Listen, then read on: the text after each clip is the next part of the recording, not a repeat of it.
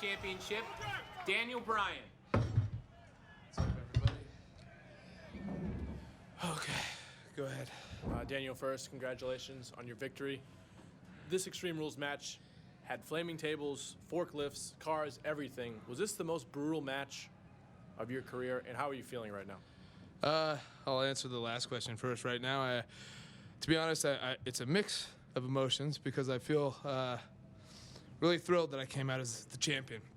A lot of people doubted me, especially with Kane being the monster that he is, but I did. That said, my body feels horrible. Next question.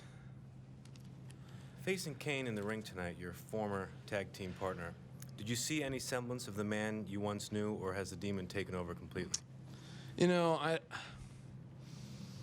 don't believe in this whole thing about the demon thing and all that. You know what I mean? You have to be responsible for your actions. And Kane has not been responsible for his actions. He wants to be the demon, that's him. You know, that's him, and that's a different guy than who I teamed up with. But the guy who he is now, he's changed. And people like him are the reason why the world's in a bad place. You know, selfish people, angry people, all that crap. I mean, he's changed, but he's still the same person. And he was like this before, he'll be like this again. After what Kane has done to you and your wife over the last month, and now finally claiming victory over him tonight, do you feel like you have finally rid yourself of the demon? I don't know. He didn't seem to stay down for long, did he? And I don't know necessarily if I've rid myself of him, but I don't know if I necessarily want to. Kane put his hands on my wife. Do you know what that means? Do you know what that feels like for another man to put their hands on your wife? Okay, that's the woman that I care about more than anybody on this planet. And if any man were to touch her, I would beat him within an inch of their... And that, Kane might not be done with me, but I'm not sure if I'm done with him either. Daniel, even in your darkest moments, you've had the power of the Yes movement behind you. What would you like to say to the WWE Universe tonight? Man, these people are the reason why I'm here. These people are the reason why I even got an opportunity for these titles. So I'm going to say to them what I've said to them a million times already. Thank you for supporting me, because without you guys, I wouldn't be here. Because I'm just like everybody else out there, okay? And I feel like a lot of them are living through me, because WWE doesn't give us regular people a whole lot of opportunities, right? Because of the people who are just like me, I've gotten those opportunities, and I've managed to make the most of it. But it's all thanks to the people in the Yes movement.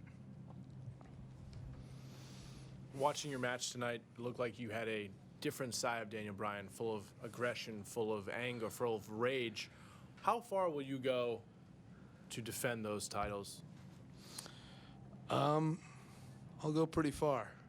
And I know that a lot of people consider me a technical wrestler or a submission wrestler, and I am. I love to go out there and just wrestle, right? But I also can go out there and fight. There used to be, when I was on the Independents, a chant that would start every time I would get to the ring, and it went a little something like this: you're gonna get your head kicked in. Okay, and you don't need to be big, you don't need to be strong to kick somebody's head in. You just need to be tough, and you just gotta be able to get your leg high enough to kick him in the head. I guess on a lighter note, where did you learn how to drive a forklift so well? Are you kidding me?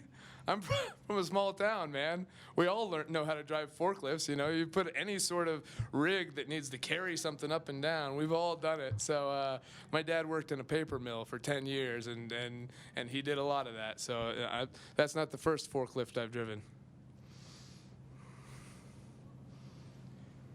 You had to know going into this match that it was going to be a rough one. Did you know it would be quite so brutal? I expected it to be brutal. I didn't expect it to be quite so brutal.